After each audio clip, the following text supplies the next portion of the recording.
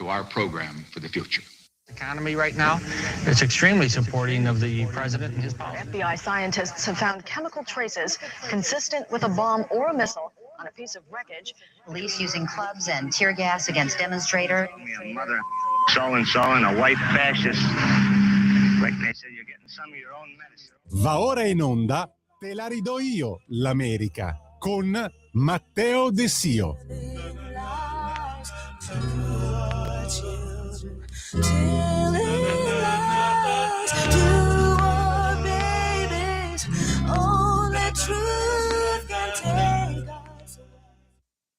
Welcome everybody, buongiorno a tutte e a tutti, questa è Te la ridò io, l'America, questo è il nostro appuntamento settimanale qui su Radio Libertà proprio per parlare di Stati Uniti e cosa è successo in questa settimana. Altra settimana molto molto turbolenta, giusto per iniziare l'anno con tante notizie, tanti spunti di riflessione, tante chiavi di lettura nuove. Abbiamo visto un sindaco islamico a New York, Mamdani, che ha giurato addirittura sul Corano, addirittura su 2 diversi Corani, però perlomeno nonostante la lentezza in queste sue dichiarazioni, ha condannato i cori pro Hamas durante una protesta proprio nella sua città di New York.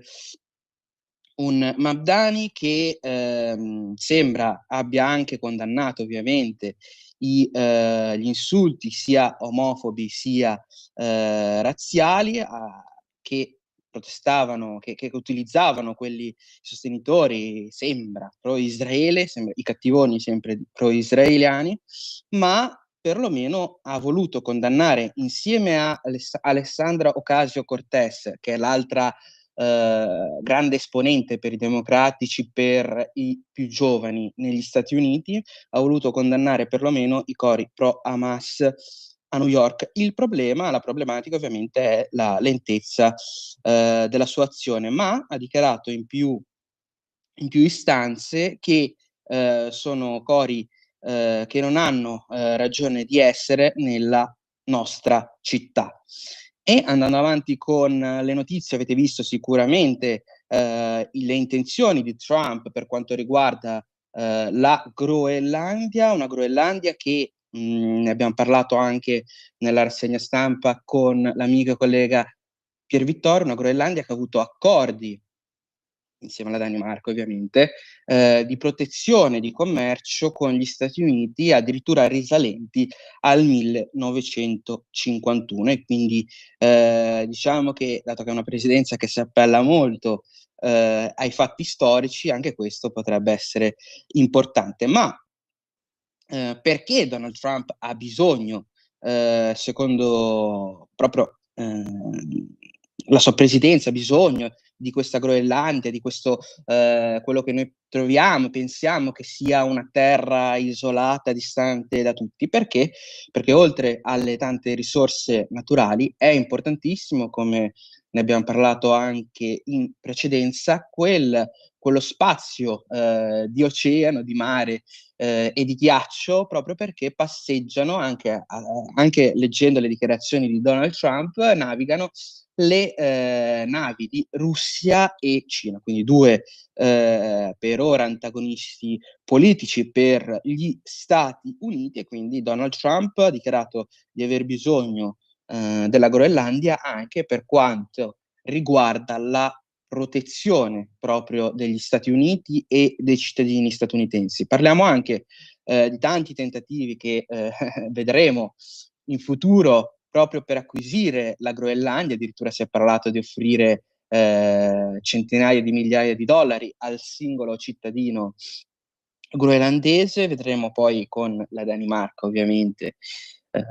che cosa succederà, anche perché la Danimarca, ricorderete, fa parte dell'alleanza NATO. In questo momento però il premier della Groenlandia ha dichiarato di non voler essere americano, e quindi ovviamente si è distanziato dalle pretese dell'amministrazione Trump. Parliamo di un premier groenlandese che ha dichiarato di voler semmai accordarsi proprio per quanto riguarda la difesa, ma che sono tutti uniti, i groenlandesi perlomeno in questo momento, nel loro spazio politico, proprio per continuare a essere danesi, ma anche indipendenti. Questa è una delle tante mosse che Donald Trump, quella di acquisire la Groenlandia in un modo o nell'altro, vuole ottenere anche per mettere fine ai problemi di sicurezza che Russia, ma soprattutto la Cina, anche per quanto riguarda il passaggio di immigrazione incontrollata attraverso proprio il continente sudamericano, e poi il Messico e gli altri stati del Centro America, cinesi che hanno destabilizzato, quindi hanno aiutato a destabilizzare probabilmente parte degli Stati Uniti. Ma che è successo poi in questi giorni di tanto importante, e vi sono state addirittura tante proteste per le strade? È successo che una manifestante si è scagliata in maniera molto aggressiva contro un agente dell'ICE, quindi della polizia dedicata all'immigrazione. Ne parlavamo più volte su queste frequenze, quanto purtroppo tanti esponenti politici stanno cercando dalla parte dei democratici di aumentare la tensione proprio con la polizia dedicata all'immigrazione. Quindi questo è uno dei tanti episodi che purtroppo capiteranno, sono già capitati e capiteranno anche in futuro. Parliamo di un'ICE che è stata equiparata dai democratici addirittura come organizzazione terroristica, semplicemente per far rispettare lo Stato di diritto. Ma cosa è successo purtroppo con una donna che ha assaltato gli agenti della polizia? Purtroppo, pensando fosse armata, hanno sparato nella sua direzione. Purtroppo è morta in ospedale. Si chiama Renee Good ed è uno dei casi che proprio hanno animato le proteste politiche negli ultimi anni, proprio per quanto riguarda i democratici nel Minnesota. Prima ricorderete George Floyd nel 2020, ora Renee Good. Ricorderete il Minnesota che però ha avuto e sta avendo ancora delle problematiche legali per quanto riguarda i fondi proprio degli amministratori politici democratici, e questo ovviamente se ne parla purtroppo per gli americani molto poco. Addirittura è sceso in campo J.D. Vance più volte su questa importantissima tematica, dicendo innanzitutto che Walz, il governatore del Minnesota, è un governatore ridicolo, un politico ridicolo, anche perché secondo proprio il vicepresidente ha permesso che questa frode enorme, questa truffa enorme per quanto riguarda i fondi pubblici, ovvero rispiegando bene, ricapitolando bene la questione, si è scoperto che tanti centri per quanto riguarda l'istruzione di immigranti somali, dopo aver preso circa 9 miliardi di dollari, in realtà non operassero per niente, o anche a capacità ridotta. Parliamo anche di centri che quando una persona voleva iscriversi non avevano neanche quella burocrazia che è vero che a tutti non piace la burocrazia, ma quella burocrazia per proteggere poi anche gli altri bambini che sono all'interno proprio delle strutture. Quindi parliamo di addirittura 9 miliardi di dollari, probabilmente anche di più. In realtà le cifre non si sa ancora, perché siamo ancora agli inizi dell'investigazione. Parliamo anche quindi di un governatore, Walz, che si era candidato con Kamala Harris nelle elezioni del 2024 come vicepresidente. Parliamo giustamente di un J.D. Vance che ha fatto risaltare quanto l'amministrazione di questo governatore democratico non abbia prestato attenzione ai cittadini americani e ai loro portafogli. Parliamo anche di come Holtz abbia criticato il reparto proprio dell'ICE, definendoli addirittura una polizia paramilitare che può sparare sulla folla, e anche per questo probabilmente J.D. Vance ha rincarato la dose, dicendo che bisogna cercare innanzitutto di fermare questa frode enorme, ovviamente, ma anche di aver attivato una task force che riunisce agenti di varie agenzie federali, e quindi questo ovviamente è una mossa molto importante. Ricorderete tra l'altro, per quanto riguarda i somali, che Donald Trump stesso, prima che questa investigazione diventasse pubblica, aveva dichiarato che la minoranza somala non gli era molto, non gli piacesse molto, perché già probabilmente aveva intuito quanto stesse per accadere. J.D. Vance non solo ha dichiarato che l'investigazione proseguirà, anzi sarà supportata a livello federale, ma sarà importante per J.D. Vance anche investigare quello che sta avvenendo in Ohio, altro stato a guida democratico, e California, soprattutto con un Newsom, il governatore della California, che addirittura è stato criticato pesantemente pubblicamente proprio dall'amministrazione Trump in questi giorni. Parliamo anche quindi di frodi che secondo l'amministrazione Trump sta avvenendo in tanti stati democratici, che forse anche per questo vogliono far rimanere lo status quo di santuari, di città in cui gli immigrati irregolari hanno la possibilità di rimanere e di anche avere agevolazioni, probabilmente anche per questioni quindi di denaro, possiamo dirlo ufficialmente in questo caso, soprattutto se le frodi dovessero anche vedersi in forme così elevate anche in California, Ohio e altri stati a guida democratici. Infatti Kristi Noem, il segretario della sicurezza nazionale, ha dichiarato che Gavin Newsom, il governatore appunto della California, sarà investigato, ma non solo, sarà arrestato chiunque abbia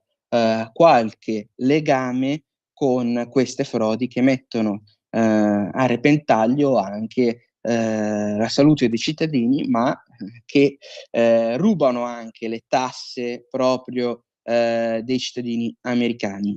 Addirittura Donald Trump ha dichiarato che la California è lo stato più corrotto di ogni altro.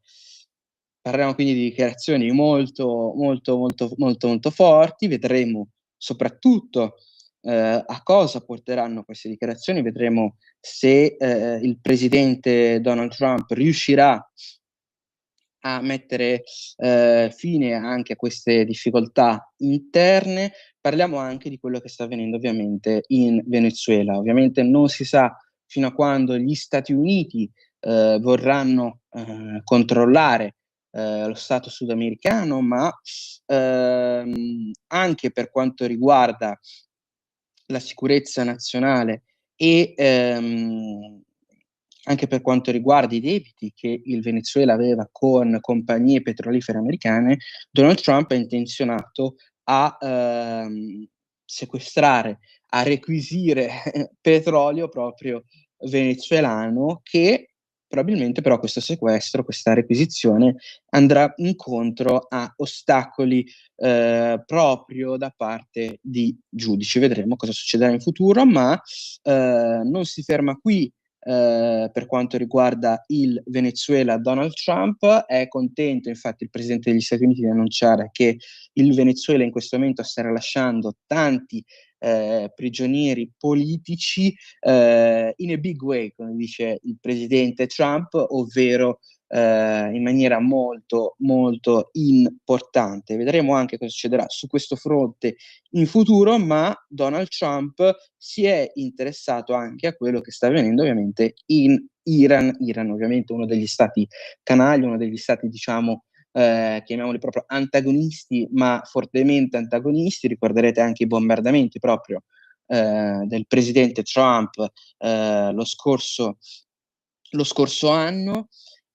Un Donald Trump che ha dichiarato che le proteste stanno venendo gestite in maniera troppo sanguinosa da parte del regime Ayatollah, e che addirittura si pensa che siano arrivati addirittura a quasi 600 morti proprio per le proteste. Ovviamente i numeri possono differire, ma parliamo comunque di proteste soffocate, questa è la cosa più importante, soffocate nel sangue. Un Iran che, come avete visto, sono in pochi a sinistra a schierarsi con la popolazione che giustamente non vuole stare più sotto la Sharia. Questo ovviamente è molto molto importante da ricordare, ma un Donald Trump che sta vedendo anche gli ospedali che sono stati presi d'assalto, ovviamente non in maniera militare o violenta, ma con tantissime persone che sono state ferite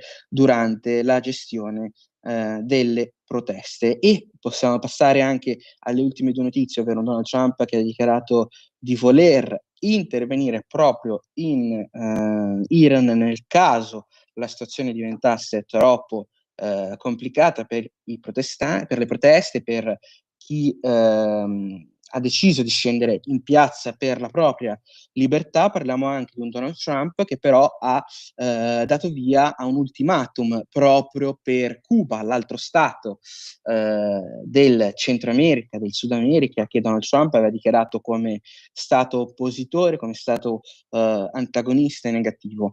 Parliamo di un Iran che, di una Cuba che probabilmente vedrà anche la propria fornitura di petrolio che arrivava proprio dal Venezuela bloccata proprio dall'amministrazione Trump. Vedremo cosa succederà anche su questo punto in futuro. Marco Rubio, segretario di Stato, aveva dichiarato che Cuba era uno stato molto pericoloso e assolutamente da contrastare in tutti i modi. Vedremo cosa succederà in futuro. Vi aspetto la prossima settimana, sempre qui su Radio Libertà. Grazie per l'attenzione, grazie per l'ascolto, una buona giornata a tutti.